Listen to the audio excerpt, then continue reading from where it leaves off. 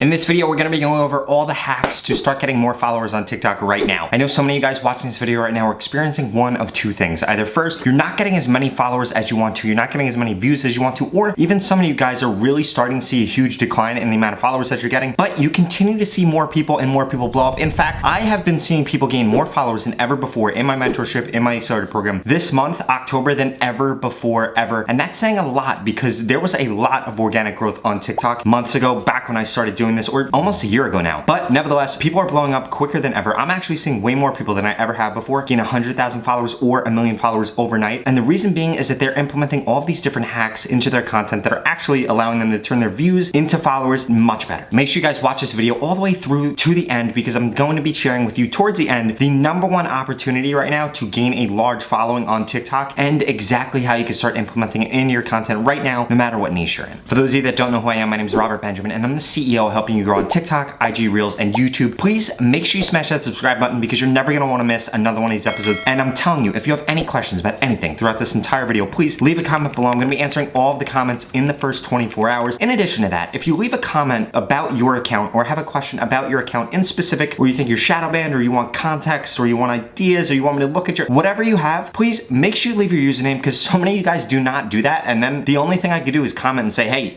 Bobby, you didn't leave your username. So if you wanna get more followers on TikTok, there are essentially 5 things that you guys need to be paying attention to. First, the time that you're posting. Second, the content you're producing. Third, the hashtags that you're using. Fourth, one really important statistic. And finally, a few really important TikTok features that are going to make you go viral more often than not. Over the course of this video, I'm going to be explaining the importance of all of these things because I've tested all of these things on my personal account and I've worked with tens of thousands of people through my mentorship program and the accelerator program and have tested all of these things at scale. This is not just based off of my account or some random person I saw on TikTok. This is based off of helping tens of thousands of people grow. So first, and one of the most important things is the time that you're posting. Again, I've tested this across my own account, across so many mentorship clients' accounts, and we have seen literally the same exact video. I'm talking this same exact video. A repost, same description, same hashtag, same everything, have a huge discrepancy in views just based off the time it was posted. In fact, I've had several creators in the past month, and this has been happening more than ever before. They'll repost something, it'll go viral, they gain 100,000 to 1 million followers literally overnight, and the first time that they posted that video, it did horribly, like 10,000 views. The only difference was the time that they posted it. So you guys need to be paying attention when I tell you the best times to post on TikTok. And please note that these are for your geography, right? TikTok is an incredibly geo-focused app. It's gonna be pushing out content to where you are, specifically in this world right now, where this device is, unless you're using a VPN, but